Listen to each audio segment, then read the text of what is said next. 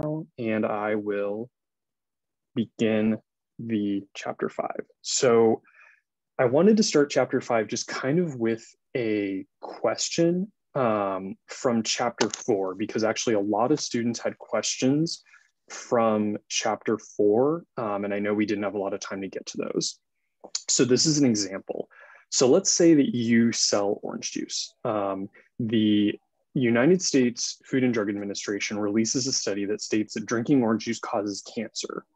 So this causes orchard owners to destroy existing orange trees. So then what happens to the equilibrium price and quantity? And so this is kind of a type of question that you could see on an exam. So it's asking you to modify a demand and supply curve and look at the changes in demand and supply. So basically what we are trying to do here is just to see what is changing. So the first thing to note is that price is ambiguous and quantity decreases. So you're probably wondering, why is that the case? So the reason is here. So you can see that we have the original demand curves are in red, and the original supply curve is here. So notice that when the FDA comes out with a statement that says orange juice causes cancer, demand shifts down. So then this is the new equilibrium point. But because of that demand shift, that causes orange juice growers or individuals who grow oranges to uproot trees or destroy orange trees. So that is going to decrease supply, which is going to shift supply up. So note now that we're at this point right here. So that means that price is basically the same as it was under the prior equilibrium, but quantity is much lower. So that's why we're saying that in this case, price is ambiguous. We're unsure what happened to price. We can't really say if it went up or down, but we can definitively say that quantity has decreased. So that's kind of an example of a type of question that you could potentially see on an exam from chapter 4. So I just kind of wanted to go over that because there were a lot of questions on shifts, and this is kind of an example of a question you could see on an exam. Okay, so now moving into elasticity. So the main thing that I'm going to talk about is the price elasticity of demand. I'll also mention price elasticity of supply, income elasticity, and cross-price elasticity. So elasticity in general just kind of represents the change in quantity demanded or supplied in response to changes in the good's own price, the price of a related good, or income. So what we're really trying to do with elasticity is see how quantity responds to change in price. So for example, as price increases or decreases, what happens to quantity? Does quantity increase or decrease? And remember that that quantity can be either the quantity demanded or the quantity supplied. So we have those two different types of quantity that price can also be impacting. So this is our formula for price elasticity of demand: percentage change in quantity demand over percentage change in price. So fairly simple formula. And what we're really trying to do here is, if you can see this point right here, let's say that we're originally at this point and we're moving to this point. So what we want to do is we want to understand what is the price elasticity of demand moving from here to here. So what is the change in quantity? What is the change in price? And if we plug that into our elasticity formula, we can see that it gives us 1.5. So calculating elasticity, though, isn't actually that simple, unfortunately. And the reason is because the method is going to give you different answers depending on where you start from. So we have a way to correct for that, and it's called the midpoint method. And so the midpoint method basically, and probably a lot of you have already seen this, it basically allows us to neutralize where you start from. So to use the midpoint method, we're going to plug this into the top portion and the bottom portion. So this is going to be used for calculating percentage change in quantity demand and the percentage change in price. And by doing that, that allows us to calculate elasticity regardless of where we are on the graph. So if we're moving from A to B or B to A, we're going to get the same answer now because we're using the midpoint method. Okay, so why don't we do a top hat question now? And I'm going to share that question.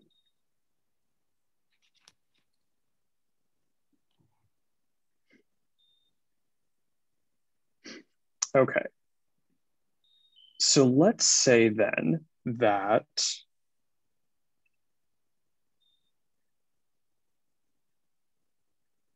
we are looking Or were we supposed to submit a question for chapter 4 and 5? For Top Hat? Yeah, I was under the impression we only had to submit one question for either chapter. Yes, yeah, no, that's correct. You can do it for either 4 or 5. Yeah, totally. Okay, thank you. Just clarifying. Thank you very much. Yeah, no worries. So if everyone wants to answer this question for the participation points, so we're basically trying to compute the price elasticity of demand for X. And so we're given the price of the product is moving from 165 to 135, and the quantity demanded is moving from 1,400 to 1,600. And you can either text your response or do it in your web browser. Totally up to you, whichever one is easier. So I'll give everyone maybe a minute or two to answer the question, and then I'll go over the response.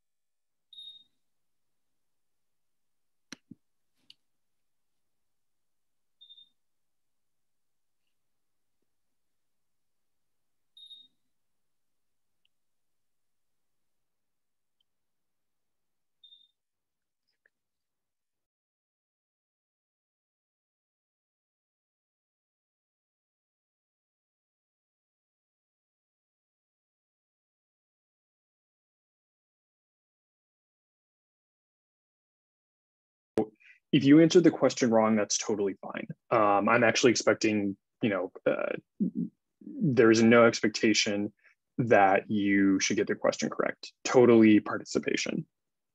So yeah, as long as you answer the question, that's all that counts.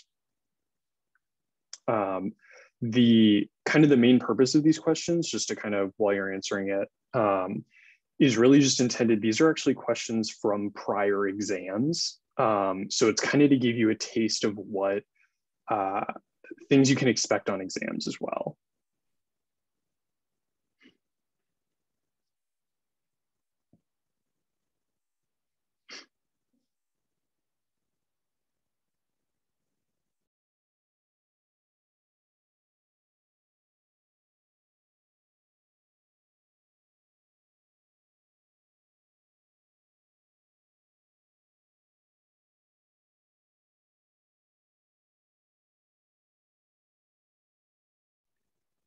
And if everyone could maybe take another minute to answer, and then I will close the question and go over the answer.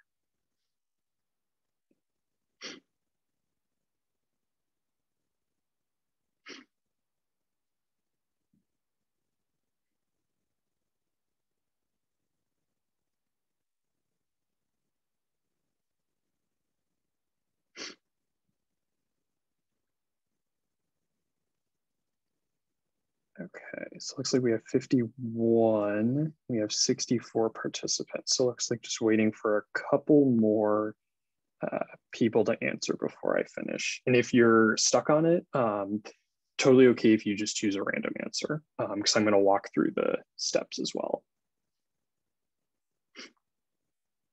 Okay, so maybe another couple seconds and then I will close it.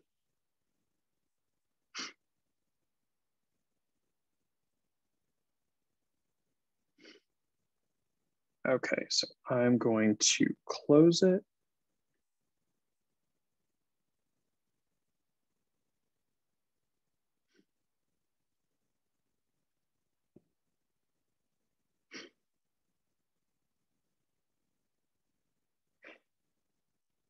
Okay. Okay, so why don't we see what the answer was? And if you didn't have a chance to answer this specific question, we'll do another one later on. So I'm not going to mark you off. It's basically as long as you got one of the questions during this session. So no worries if you didn't get all of them.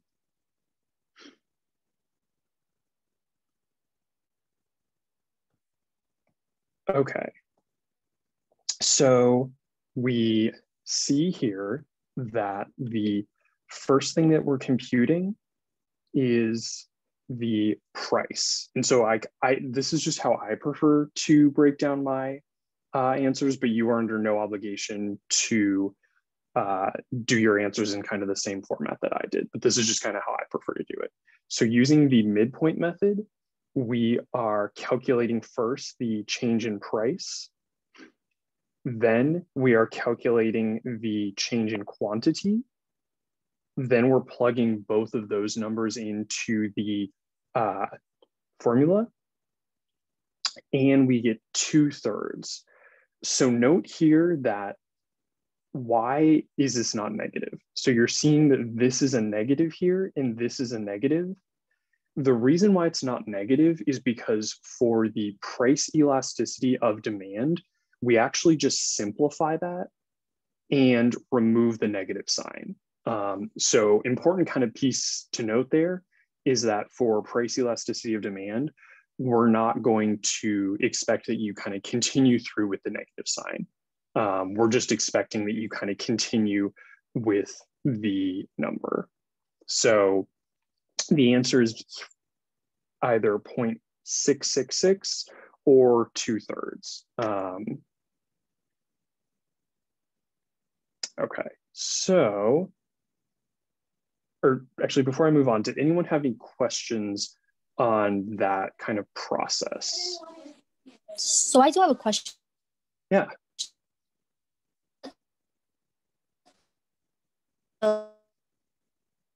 If I got a chance to see it. Oh, sorry, I think you cut out a little bit. Would you mind just saying that one more time? Yeah, so I get the second part, but then at the third part, I get kind of lost. So can you show like the general formula for this? Yeah, so let me scroll up. So this is the general formula.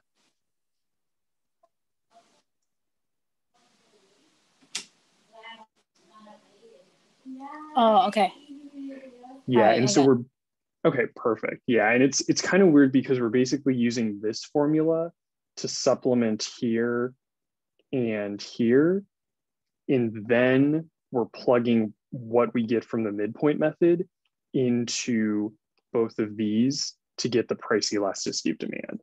So it's definitely like a multi-step process for sure, which is why I always kind of prefer, just personally when I'm doing the calculation, to put it out into these 3 steps, just so it's really, really clear and everything's kind of clearly separated. I have a question. Yeah. So this is different. Like when I did the video lessons, it's a little bit different than the demand elasticity midpoint formula, correct?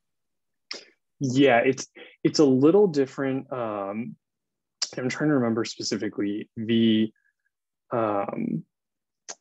different than like just the generic formula for price elasticity. Yeah, I mean, the way that it was taught in the video, I just got confused because I accidentally used that formula instead and I got 1, which was obviously not the right answer because you're supposed to do like, I think it's like Q2 minus Q1 over P2 minus P1 over 2, and then same thing or something like that. It's just, there's no timesing by 100 or anything like that. Yeah, so technically, you don't need to times by 100, but it has to be consistent for both, if that helps at all. Right. So, but in the numerator, there's an additional step of besides subtracting 1 point from the other, you have to add them also. Okay, yeah. I think the video is going over like a slightly simplified version of it. But yeah, we try to use the slightly more complex version here. So yeah, that's a really good point though. Okay, thank you. Yeah. Did anyone else have any other questions on the problem here before we move on?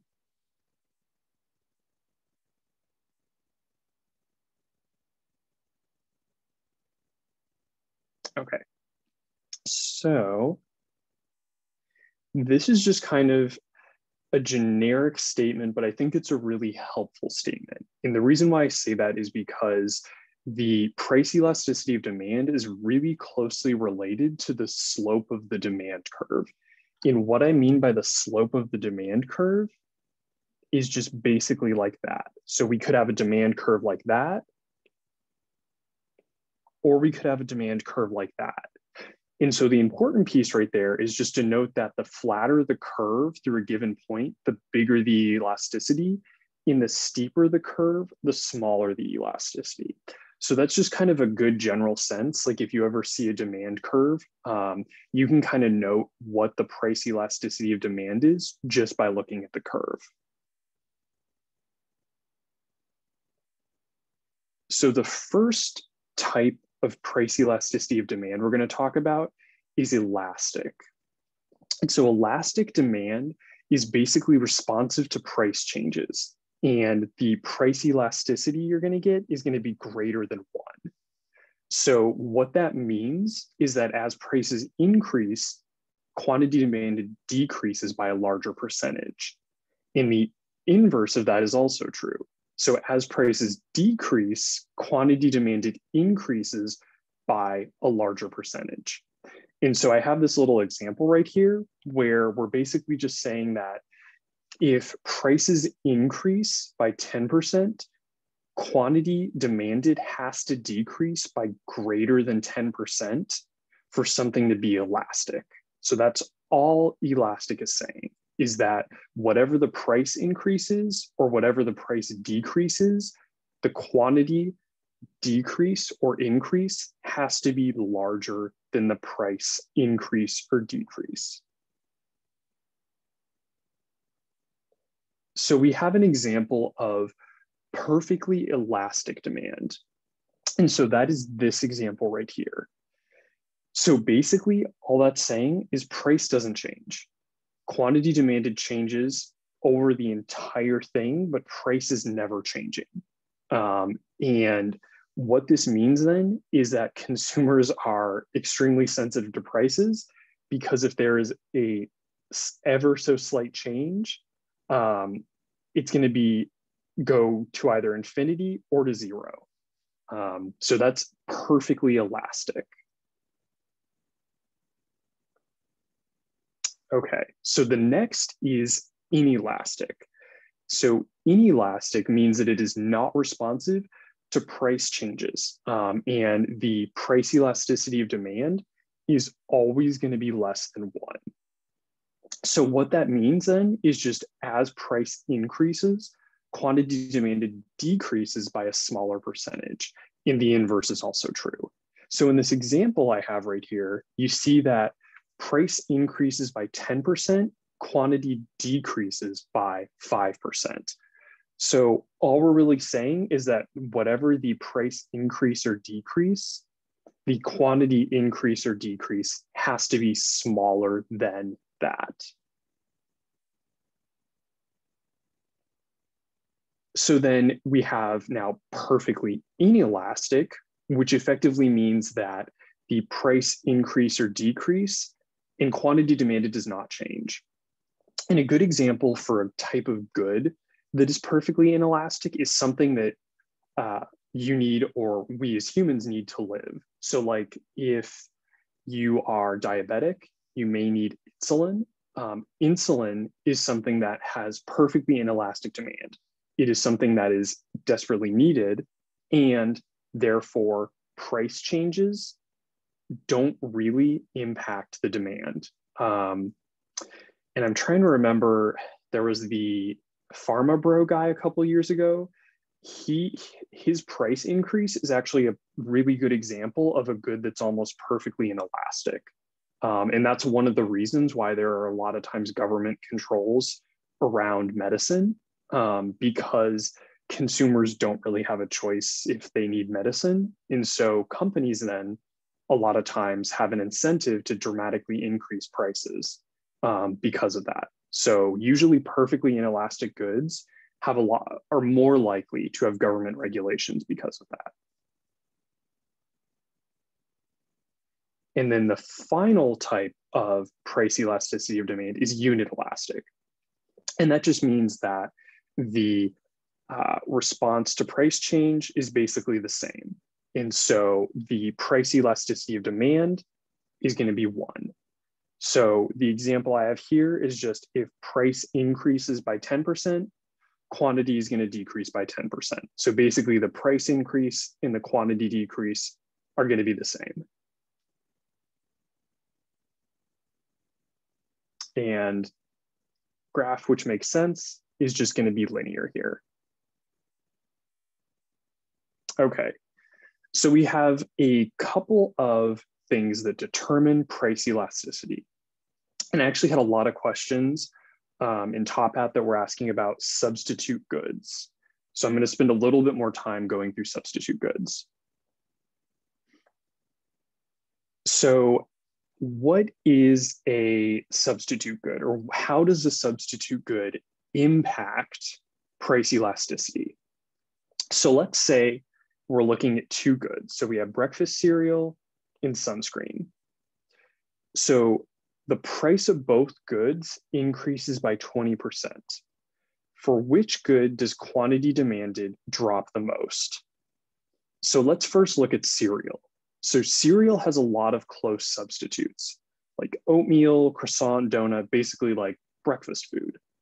So buyers can usually pretty easily switch if the price of cereal rises. Sunscreen, on the other hand, doesn't really have a close substitute. If you need protection from the sun, you usually can either stay inside or you can wear sunscreen. So not a lot of choices. So if the price increases, consumers would probably not buy much or much less if the price rises. So basically what we're saying then for substitutes is price elasticity is higher when close substitutes are available. And now I'll pause for a second too to see if anyone has any questions, because I know this was a topic that came up a lot in the Top Hat discussion.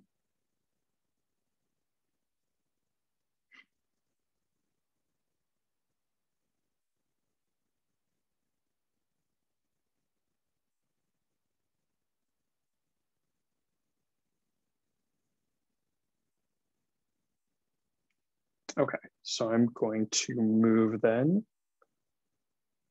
to the next example. So now I have different categories of goods. So I have blue jeans versus clothing. So once again, let's say that the price of both goods rises by 20%. Where does quantity demanded drop the most? So for narrowly defined goods, like blue jeans, there are a lot of substitutes.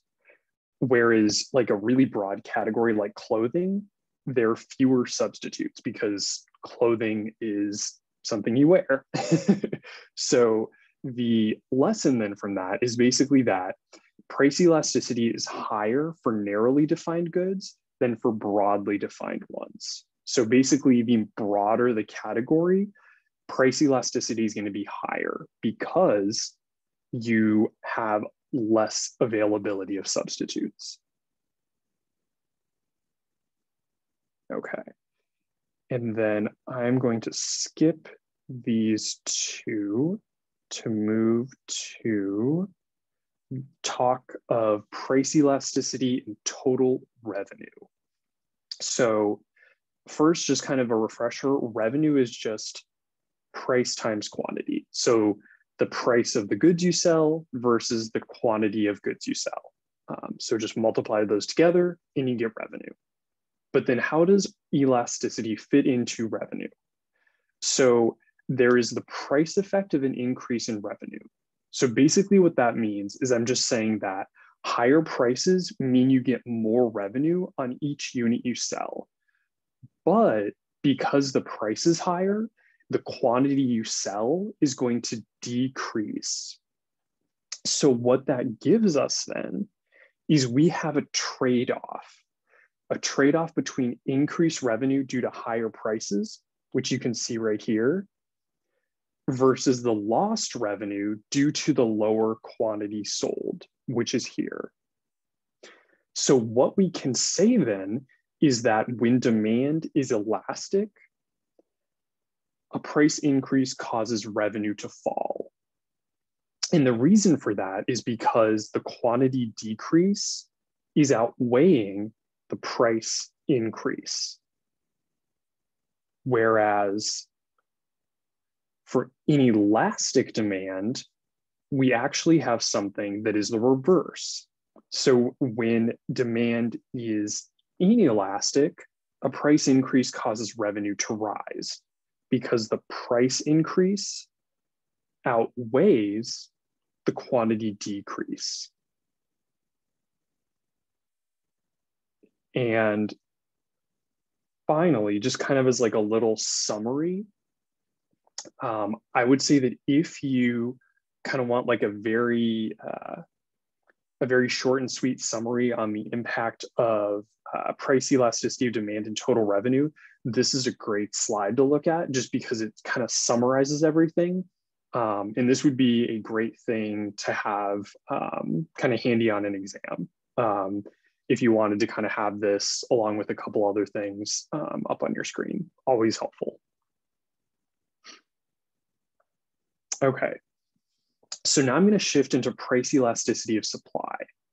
So price elasticity of supply, we have the same kind of concept of price elasticity as we do with demand, but now we're just looking at supply. So really the difference here is just rather than demand, we're looking at the percentage change in quantity supplied. And once again, we have kind of a general statement about the supply curve that we can use to understand what the price elasticity of supply is. So for example, we have here a supply curve that is relatively flat. That means elasticity is bigger. Whereas if the supply curve is steeper, so something like this, that means the elasticity is smaller. And so I'm not going to go through all of these again, just because they're somewhat related to demand and I want to make sure we cover everything, but I would definitely say to kind of take a look through these as well after class, because these are always kind of very helpful to understand the full process and kind of what the different elasticities mean for supply as well as demand.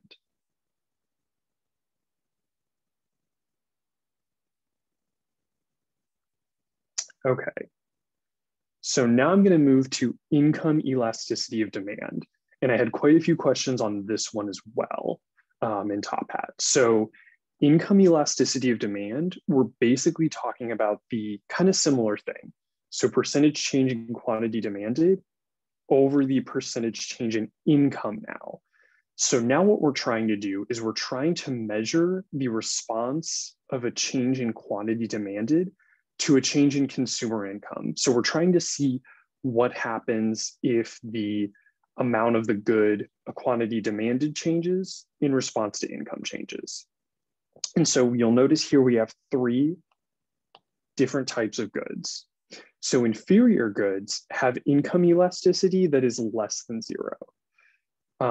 Inferior goods are kind of goods that as people become wealthier, they want less of. Normal goods are just goods that have income elasticity that is greater than 0. So those are just, normal goods that you purchase, kind of the standard thing, maybe like I don't know, food, going out to restaurants, things like that. As you make more money, you tend to spend more money on food. You also tend to spend more money on going out to eat. And then the final one is luxury goods. So their income elasticity is greater than 1. So purchasing a thing like a yacht or a sports car, those would be luxury goods, and they're very responsive to changes in income. And here's kind of a good summary slide for what happens when there is an increase in income. So when income rises, what happens is for an inferior good, there's a fall in demand, because inferior goods are things that consumers don't purchase as much of as their income increases. So like if you're a fan of cup of noodles, I apologize, but those tend to be inferior goods that people who don't have a lot of money tend to purchase. And so as your income increases, you may substitute for, different food items. Necessities are, there's a smaller increase in demand as income rises because your spending on those goods doesn't really change as much regarding income, versus luxury goods, where you have larger rises in demand in response to an increase of income. And so I kind of included different examples down here of each of the type of those goods. Okay, actually, before I move to cross-price elasticity, does anyone have a question on income elasticity?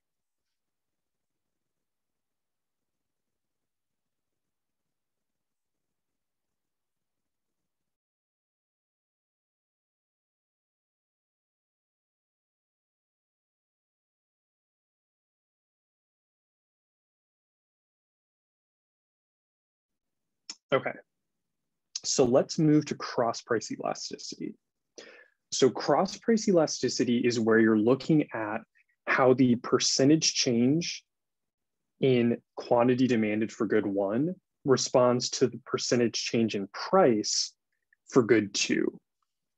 So here we're really trying to understand what is the relationship between these 2 goods.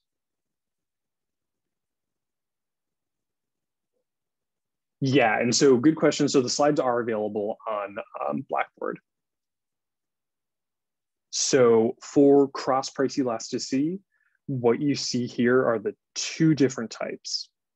So you have substitutes, which are cross-price elasticity is greater than 0.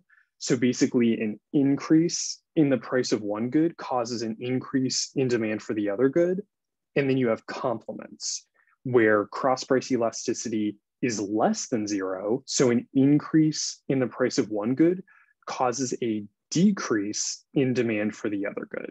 So those are the 2 different types of cross-price elasticity you can have, either substitutes or complements.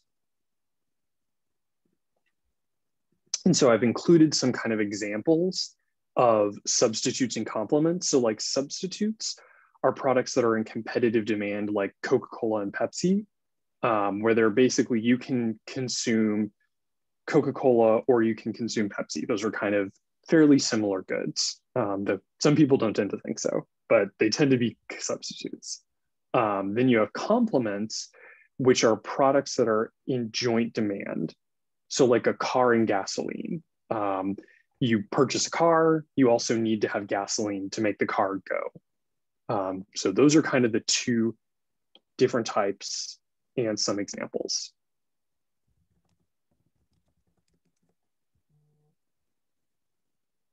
Okay, and so I'm not going to go through these example problems just because I want to make sure we have a chance to go through chapter 7 and then also get to some of your questions.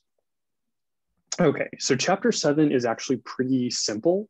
By simple, I don't necessarily mean not particularly complicated, but just it has a smaller amount of topics that we cover. So the big thing for chapter 7 is for chapter 7, we're really talking about welfare economics. And yeah, so these, the slides for chapter 5 and for chapter 7 are both on Blackboard. And let me know if you have any difficulty in downloading them. I know last semester there was an issue with one of the slides. There was like an error. So definitely let me know if you are unable to download them. But for chapter 7, what we're talking about is what is the benefit to consumers and producers from producing and consuming a good. So we have consumer surplus up here and producer surplus down here. So it makes sense that consumer surplus is the benefit that consumers get from consuming a good. So like the benefit that I get from consuming a good or the benefit that you get. Whereas producer surplus is just the benefit that Apple gets from producing iPhones or Macs or Apple TVs. So that's kind of the consumer producer surplus 10,000 foot view. So for welfare economics, what we're doing is we're really studying the allocation of resources in the economy. And to do that, we need to look at surplus. So we look at the consumer and producer surplus to understand that. And what we really want to understand are the allocation of resources between buyers and sellers. So consumer surplus is basically just the surplus that the buyer is willing to pay minus the amount the buyer actually pays. So you'll see here, for example, let's say the price of a good is $260. And let's say that Shavo is going to be the individual who is purchasing the good. And he's the only person who will be at a price of $260. So at a price of $260, his consumer surplus is $40. So that is his personal surplus that he gets from consuming that good. Now, he doesn't get that in dollars, but he gets that in kind of like, that's just what the benefit to him personally. It's not necessarily that he's getting $40 from consuming the good, just that he's getting an additional benefit of $40 from consuming the good because he would have paid $300 for the good, but instead he only paid $260. So he's getting that additional $40 in consumer surplus. And so to calculate consumer surplus on a graph, we're going to need to find the area of a triangle. And so I'm sure everyone remembers from geometry, the 1/2 base times height formula for finding the area of the triangle.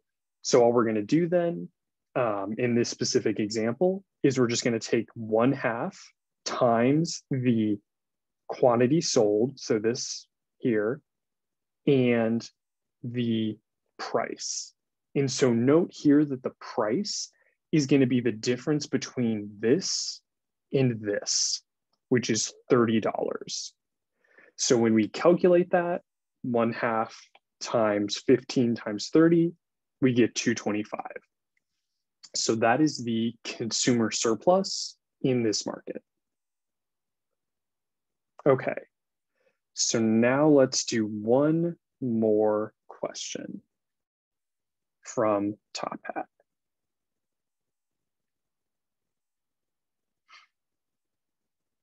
Okay, and this is going to be this question. Okay, not that. Okay. So this question is asking, what is the economic value created in equilibrium in the market shown below? So effectively, it's asking, what is the total surplus in the market? So I will give you all a second to answer the question. Not a second, a couple minutes, sorry, a couple minutes to answer the question, and then we'll go over it. Wait, so you said the question is asking for the surplus, the total? Yeah, total surplus. Okay. Yeah, and sometimes the reason why I wanted to include this as well is because sometimes on exams, they'll refer to economic value as the same thing as total surplus. So also just kind of a good thing for phrasing as well. And the formula for surplus is the 1/2 base times height, just in case anyone forgot.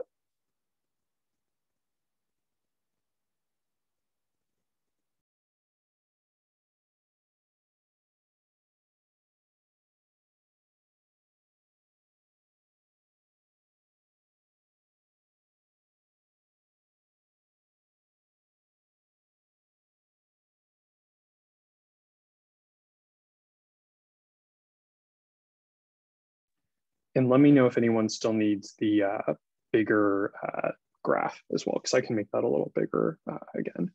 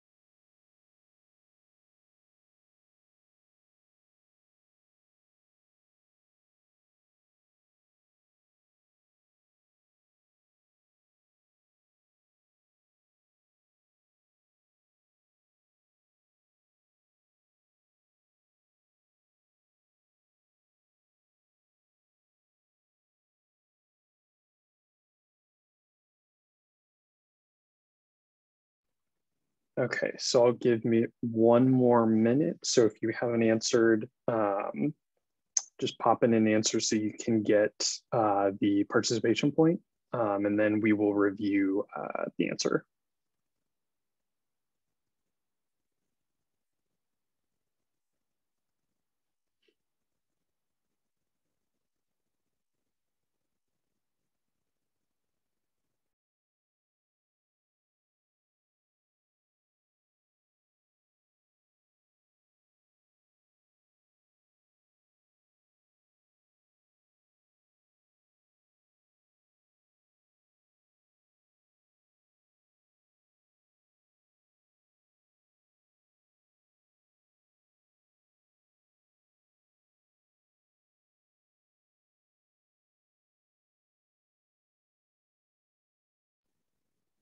Okay, and it looks like almost everyone has answered.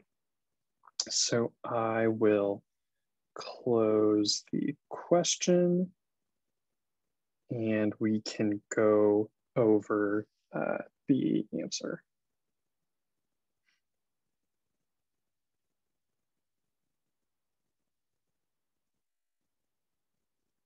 Okay, so let's take a look at that answer.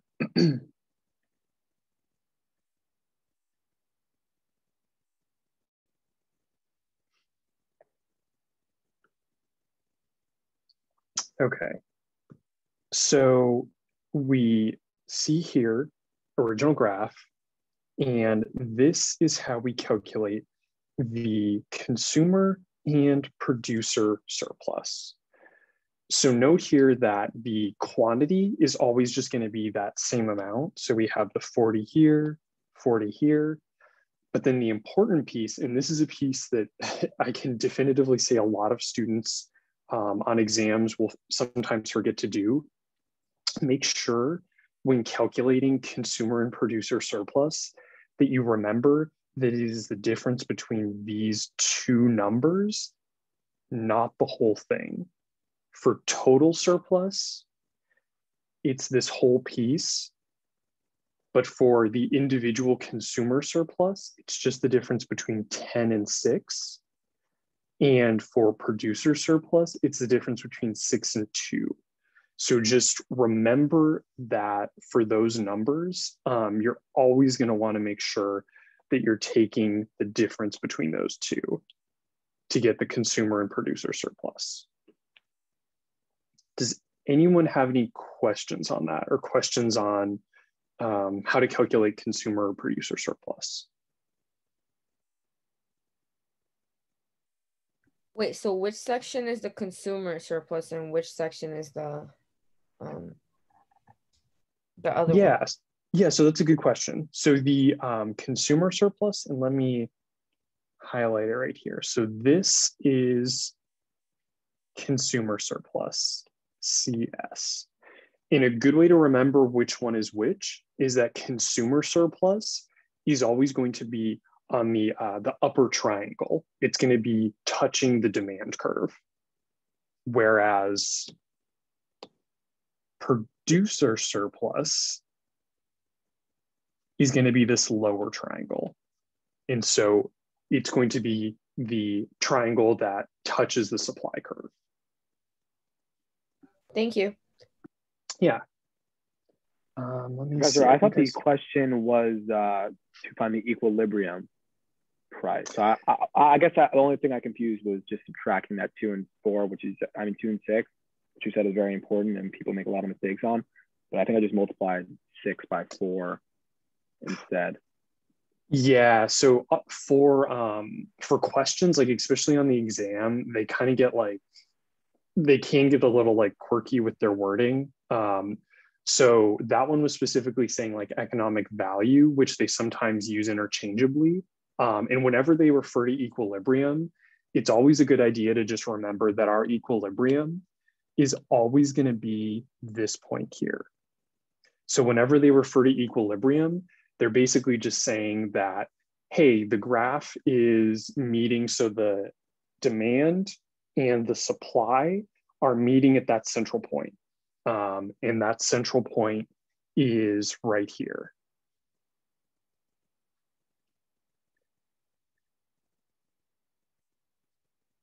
Did anyone else have any other questions on that question or consumer producer surplus? Wait, so since it asked for equilibrium, we were supposed to add consumer surplus and producer surplus? Yeah, and so the key phrase in that question was economic value from the equilibrium. And so economic value in that case is another phrase that they can use for total surplus, which in this case is just consumer and producer surplus. Thank you. Yeah. Do anyone else have any other questions on consumer producer surplus or this question in general? The consumer and producer surplus will definitely be important in moving forward too. We're not just gonna discard it after this chapter either.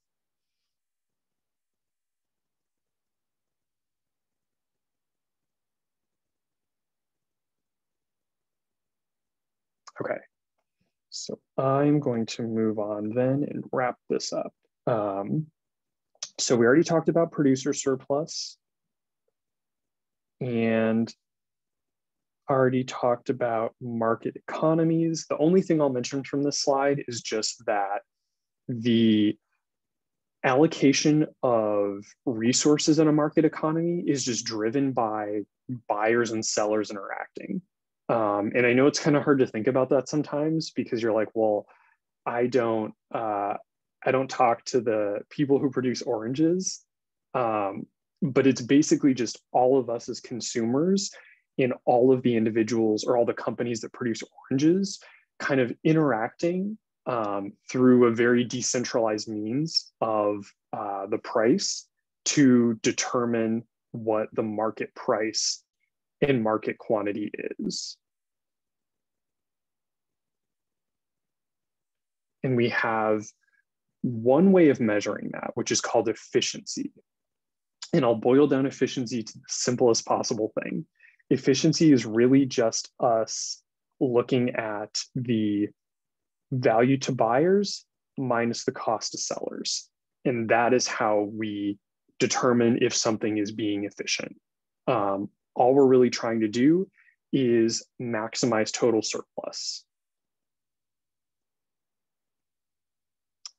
So efficiency is very importantly different from equity. Efficiency does not imply equity. Efficiency just implies that it maximizes total surplus. Efficiency does not care where that surplus goes. So for equity, on the other hand, equity is where we are trying to understand the same kind of piece, the value to buyers and the cost to sellers, but we're trying to understand if the pie is divided fairly. And in this case, I think it can be kind of helpful to think about the wealth distribution in the United States. So like, I know a lot of people have seen the graph or graphic where it's like, you know, we have the pie and this part of the pie is going to the top like 1%, and then this part maybe the top 10, and then this very, very, very tiny slice is going to the bottom 20. So the question is, maybe that's efficient, but is that equitable?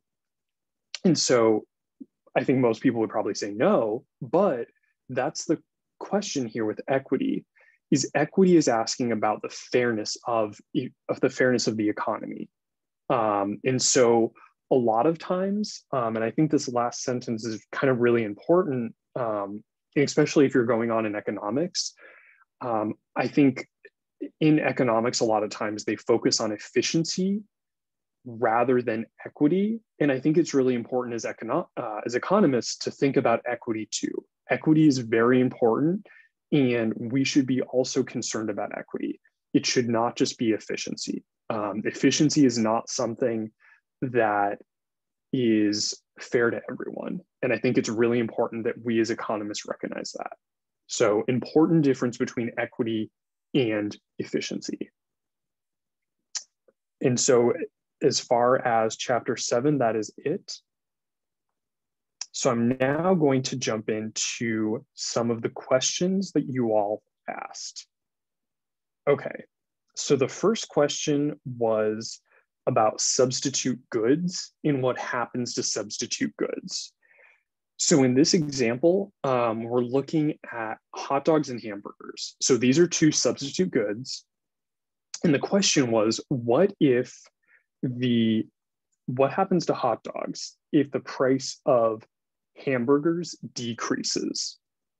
So the first thing to note is that the price of hamburgers is decreasing, and that price is decreasing, and that price decrease is not causing a shift in the curve of either demand or supply for hamburgers. That price is just decreasing on its own. There's no shift happening in the market for hamburgers. But if the price of hamburgers decreases, what does that do to the market for hot dogs? Well, what happens then is if the price decreases for hamburgers, demand is going to shift down for hot dogs because now hamburgers are cheaper. So people are going to move over into the market for hamburgers. So that's going to cause a decrease in demand for hot dogs. So then demand for hot dogs is going to shift down.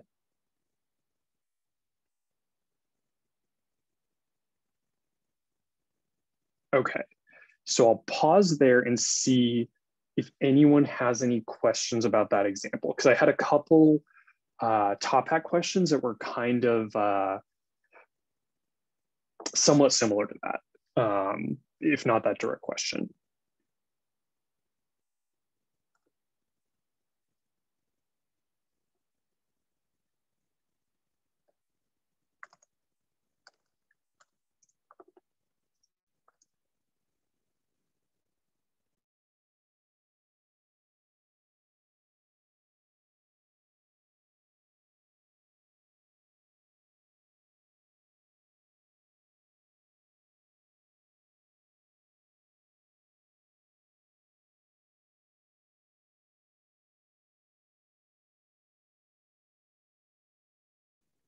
Okay, so let's move to another question. So I had a couple questions just kind of asking what is equilibrium in general. And I think the easiest way to think about equilibrium is just that we have the demand curve here, supply curve here, and this is just the interaction between consumers of a good and sellers of a good in a market. And what that effectively means here is just that consumers and sellers agree to the price of a good being at a certain level. So for example, 450 here, and the quantity of a good being at a certain point there. So 100, for example. So that's really all equilibrium is telling us. Equilibrium is just telling us that it's the interaction of consumers and producers. They reach a price and a quantity that is the equilibrium point in that market. And the quantity and price in that market can change. So this point here is not a fixed point. It will most likely change over time. It's never going to be perfectly set. And that's why when we're thinking about demand and supply, we have to understand that while this is a temporary point, most likely it's not going to be at that point forever. Okay, and I'll pause here to see if there are any questions on equilibrium.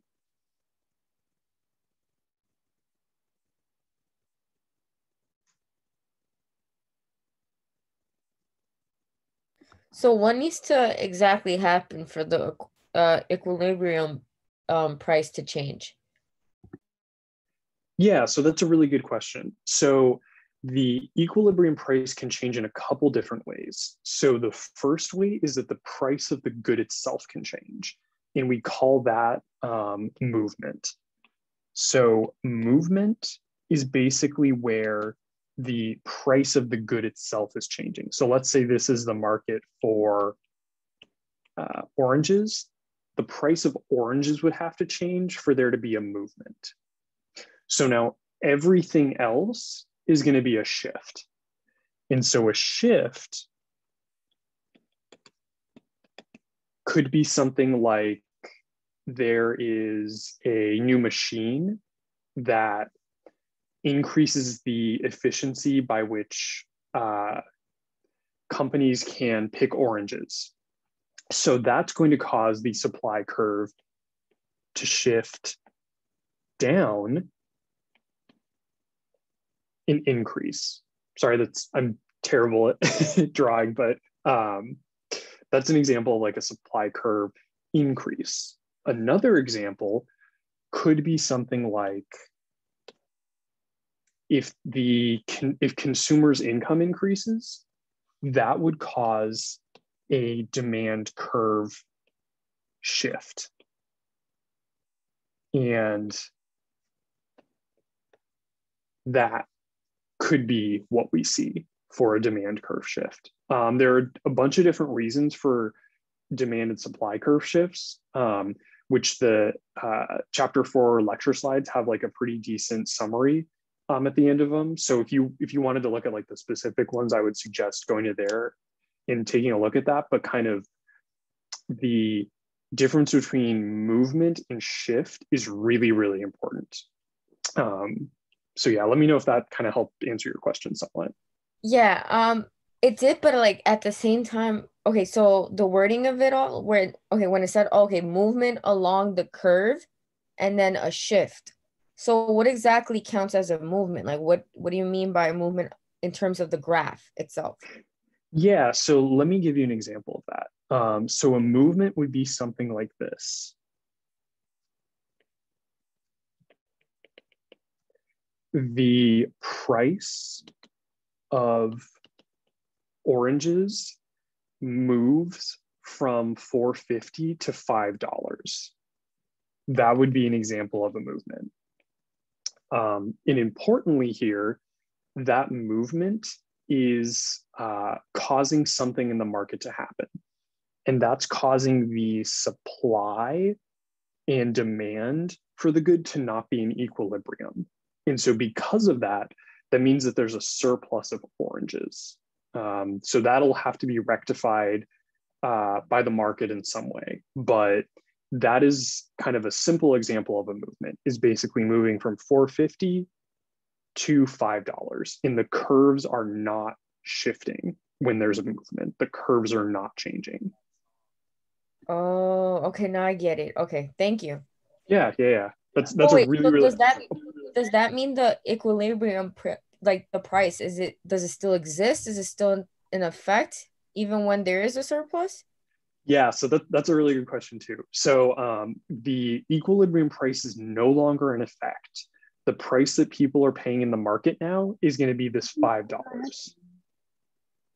And that's going to exist until something causes the price to move back down to $4.50. Okay, thank you, Professor. Yeah.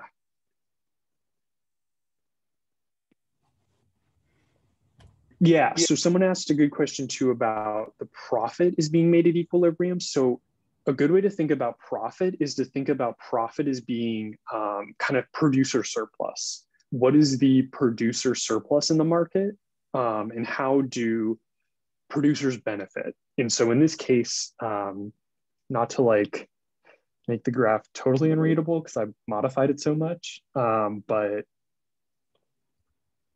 this would be the original producer surplus. And remember that producer surplus here is for every single firm in the market. So that's not going to be an individual firm's profit. That's going to be the entire market profit.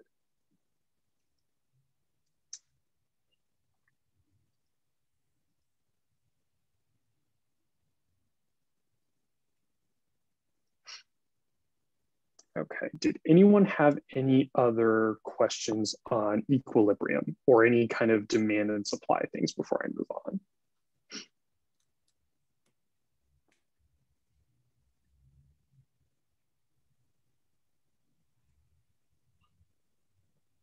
Okay.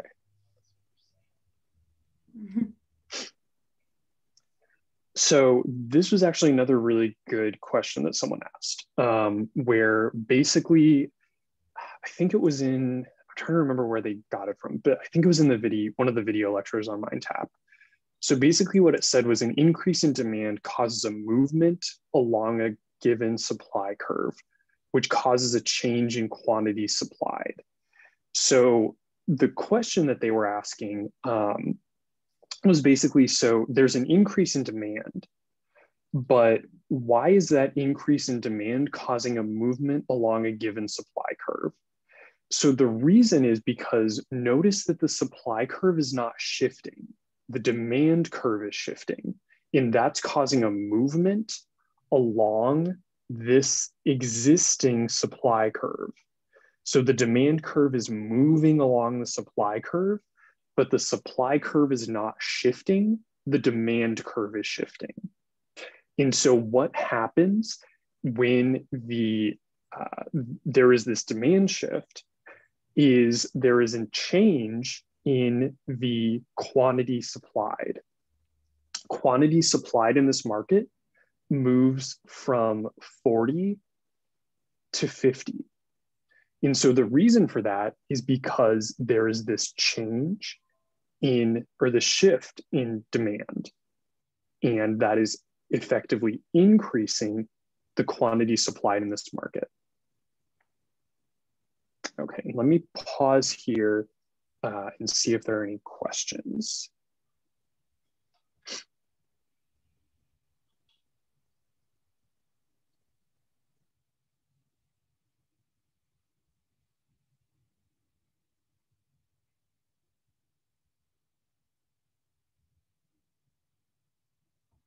Changing my hair grow. That's all I want.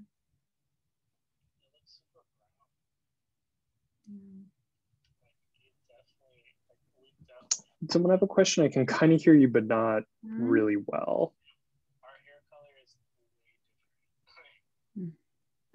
So like the supply and the quantity is not the same thing. Is that also true or no? Yes, and let me explain a little bit because I think I know what you're saying, but correct me if I am not. So the supply curve is supply, whereas quantity supplied is talking about a specific quantity. So like for the supply, you could refer to this entire curve, where quantity supplied is a very specific number along the curve. Does that kind of help a little bit? Okay. Yeah, it does. Did anyone else have any other questions on this one?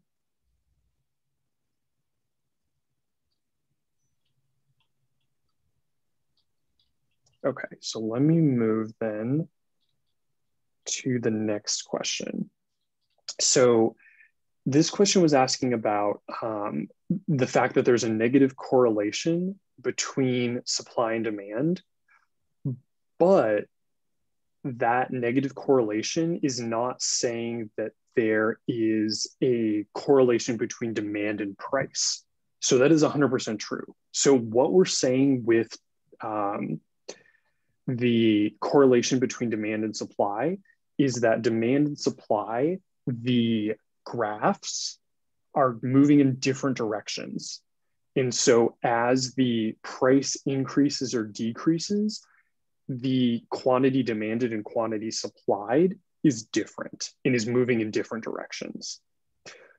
But what we're saying is that there is a correlation between demand, or that there is, not a correlation between demand and price, because demand and price can change in completely different ways. So like note here that the smaller difference here between the quantity and the price. So there's not necessarily a consistent relationship between demand and price.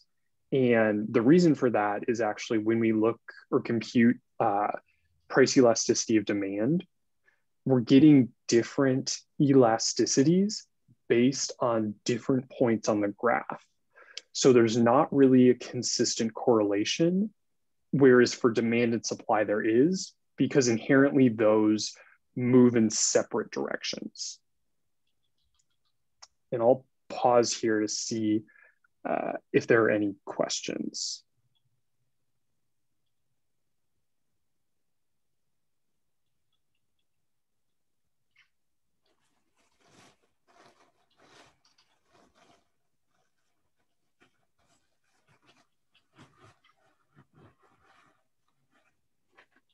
Okay. So the final piece that I wanted to review was just asking about, a couple of people asked about labor markets. And labor markets are kind of the one area that are very different from how we normally think of supply and demand. And the reason for that is because the demand side is actually employers. So employers are the people who are demanding labor, whereas the supply is workers or individuals who are looking for work. So in this case, we have a equilibrium point here at $16 an hour and a quantity of equilibrium here at, or quantity, of workers at 250,000. So it's important to note that when you have a difference between demand and supply up here, that is a surplus of workers, which is unemployment. So this difference up here is unemployment, whereas the difference here is a shortage of workers. So there are effectively just not enough workers. Does anyone have any